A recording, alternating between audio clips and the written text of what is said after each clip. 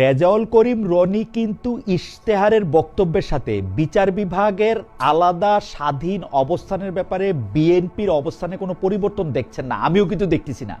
বিএনপির অবস্থান ঠিকই আছে, বিএনপি শুধু বলতেছে আমরা এই প্রক্রিয়ায় করব না। আসাদুজ্জামান সাহেব বলতেছেন যে তোমরা যেভাবে ড্রাফটটা করছো সেই ড্রাফটটা ফল্টি, এইটা সংবিধানে আমরা করার ক্ষেত্রে আমরা সব কিছুই বিচার বিভাগকে আমরা কি বলে এটাকে বিচার বিভাগকে আমরা ক্ষমতায়িত করব, বিচার বিভাগকে আলাদা করব, বিচার বিভাগ যাতে একক সব কিছু করব, কিন্তু ওর ড্রাফটে আমি করব না। এইখানে হচ্ছে তফাৎ। এখন আপনারা কি মানে ফলটা চান নাকি প্রক্রিয়াটা চান, ডেস্টিনেশন চান নাকি হচ্ছে যাত্রাপথটা চান? আমার কাছে ভেরি ইন্টারেস্টিং, আমরা যারা রাষ্ট্রের মিনিমাম জ্ঞান রাখি তারা জানি যে রাষ্ট্রের সিস্টেমগুলোতে রাষ্ট্রে কিছু প্রতিষ্ঠান থাকে, সেই প্রতিষ্ঠানগুলো হলো অ্যাবাভ গভর্নমেন্ট।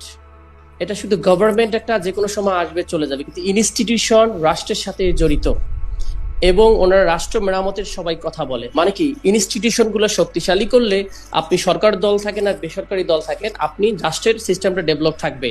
এখন বিএনপি কনসিস্টেন্স থাকলো না, তার পার্টির মতো করে রাষ্ট্র চালিত, তাহলে পার্টির স্টেট হয়ে গেল। জনগণের স্টেট আর পার্টির স্টেটের মধ্যে ডিফারেন্সিয়েট সেটা অনেক সময় করার সুযোগ থাকে না। আর ওনারা যে জায়গাটায় বলতেছে যে ওনাদের যে কনসিস্টেন্সি সেটা হচ্ছে পার্টির এজেন্ডার কনসিস্টেন্সি। পার্টির এজেন্ডার কনসিস্টেন্সি যেটা হলো সেটা রাষ্ট্র একটা অপ্রেসিভ লেভেলে যায়, যেটা অটোক্রেটিক লেভেলে যায়, যেটা হাসিনা তন্ত্র স্টাইলে চলে যায়। তাহলে আমরাও যদি ওইরকম ম্যানিফেস্টো দিয়ে একটা ফেসিবাদ তন্ত্রের দিকে যাই, তাহলে রাষ্ট্রের জায়গাটা রিফর্ম স্টেটের জায়গা থাকে না।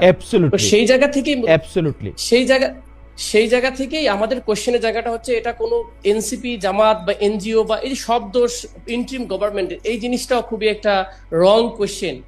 এনসিপির জায়গা না, এটা হচ্ছে জনগণের একটা চাহিদা। এটা যদি খুব প্রয়োজন মনে করেন তাহলে আপনি এটা জনগণের ব্যাপারে ছেড়ে দিতে পারেন যে আসলে জনগণ চায় কিনা, সেটা একটা কিন্তু প্রসিডিউর আছে। এটা কিন্তু আর্গুমেন্ট, এটা আমাদের কিন্তু আক্তার হোসেন উঠিয়েছিল। যদি আপনি মনে করেন যে এটা জনগণ বিরোধী বা এই লটা ঠিক হয় নাই, অধ্যাদেশটা ঠিক হয় নাই, জাস্টিফাই করার জন্য তো আপনি জনরাই নিতে পারেন।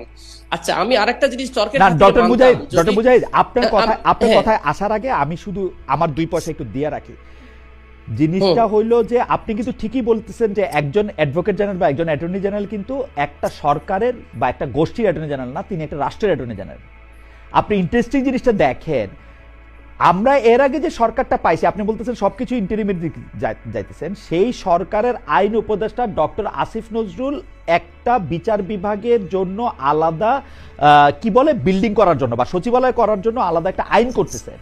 সেই আইনটা করার সময় তৎকালীন অ্যাডভোকেট জেনারেল সেই আইনটা করার সময় রাখেন নাই তো, যেটা